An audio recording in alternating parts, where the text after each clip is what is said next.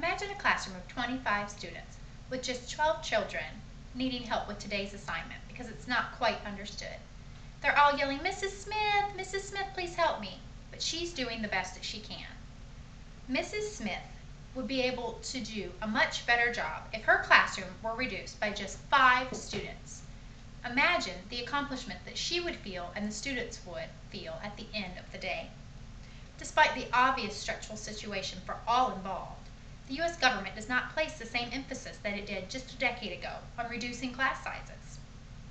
When states such as California and Tennessee and Wisconsin were creating their own programs, the federal government had no programs in place. There are proven advantages to reducing classroom sizes, with the most obvious being more focused attention per student. However, Zohoreck reported that there are other substantial benefits as well, including the ability to detect learning disabilities at an earlier stage, and also substantial health and economic benefits were reported. Today, the focus is on a better education for our children. However, smaller classrooms are seldom mentioned when a better education is discussed. The government will spend money on anything from bailing out companies to assisting people in purchasing cars, but the focus on education is just as critical for a thriving society. When evaluating the cost of reducing classroom sizes, the long-term financial and psychological benefits are often overlooked, and the short-term expense is all that's discussed. Though the cost-effectiveness of smaller classrooms really requires an individual to think past the present and into the future, the benefits are still relevant and factual. Congress initiated the Class Size Reduction Act in 1999 to help those states that needed financial assistance to reduce their classroom sizes.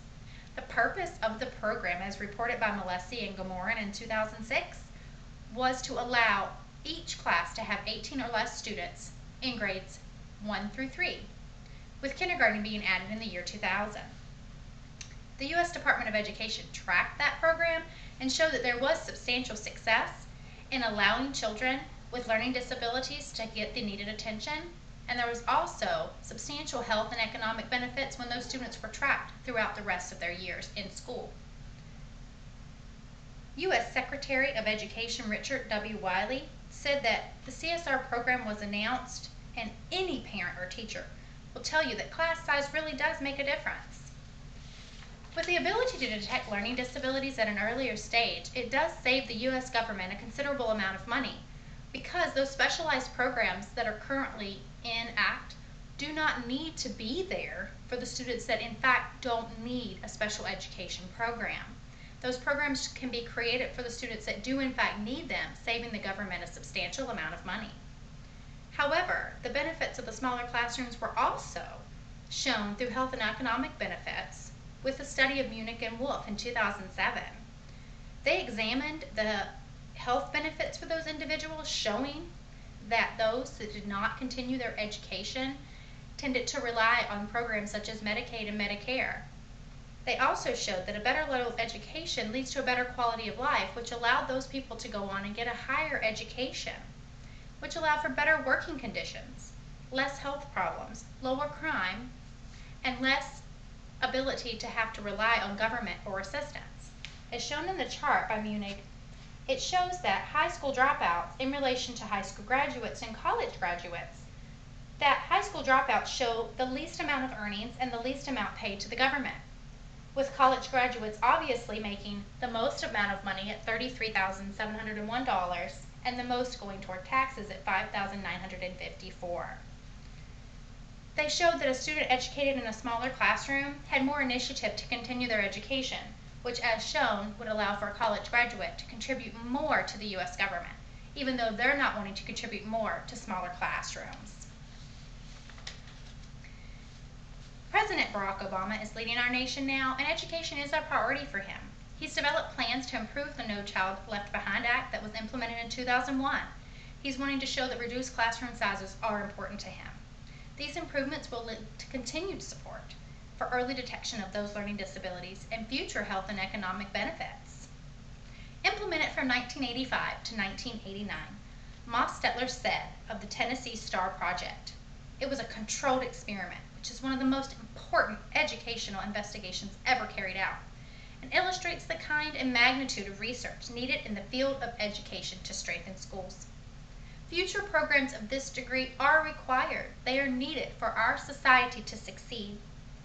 In 2009, the U.S. Department of Education reported that second only to professional development, that 38% of the money that states were receiving were still being used to reduce classroom sizes.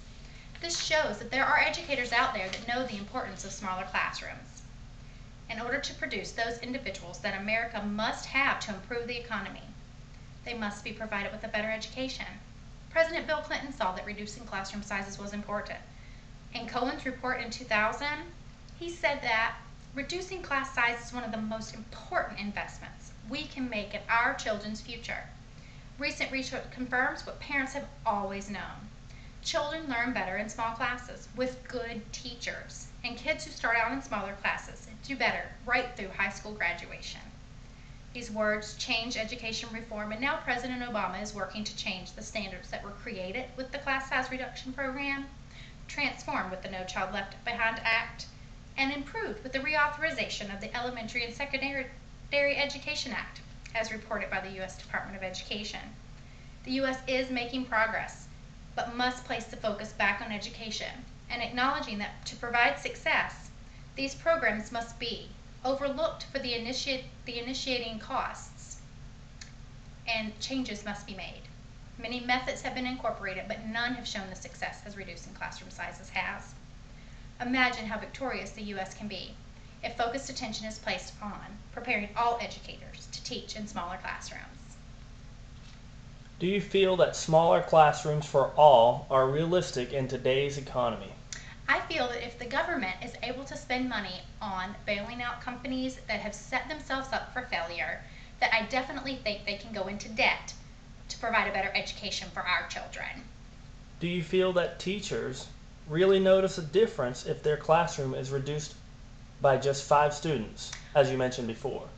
Polls have been conducted and teachers have been surveyed, and yes, they feel that even a class size reduction by just 5 students allows for them to have more focused attention on the children that are in the classroom. And also, there's a better overall morale of the classroom. Thank you.